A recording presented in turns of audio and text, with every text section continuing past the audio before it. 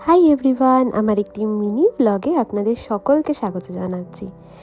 আজ হচ্ছে শনিবার, আর আজকে আমরা সবাই মিলে যাচ্ছি হচ্ছে সুমিতদা আর অলিভিয়া দিদের বাড়িতে। আমাদের এই বন্ধুদের গ্রুপটা অনেক দিন পর আজকে মিট করলাম, আবারও সবাই একসাথে। এখন ওই বিকেল 5টা মতো বাজে, আর আজকে সন্ধ্যের আড্ডার সাথে সাথে কিন্তু অনেক রকমের স্ন্যাক্স খাবো। প্রথমেই শুরু হলো অলিভিয়াদির হাতের চা দিয়ে। গরম গরম চায়ের সাথে খাওয়ালো গরম গরম ভেজ সিঙ্গারা, আর তারপরেই অলিভিয়াদি করে রেখেছিল এই সুন্দর দই বড়াটা।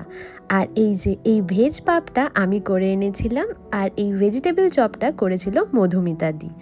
আর খেয়েছিলাম শর্মিলাদির হাতের ক্ষীরের মতো পায়েস। কেমন হয়েছে? ফাটাফাটি হয়েছে। হয়েছে? ফাটাফাটি? খুব ভালো হয়েছে সই। ভালো হয়েছে, দারুণ হয়েছে।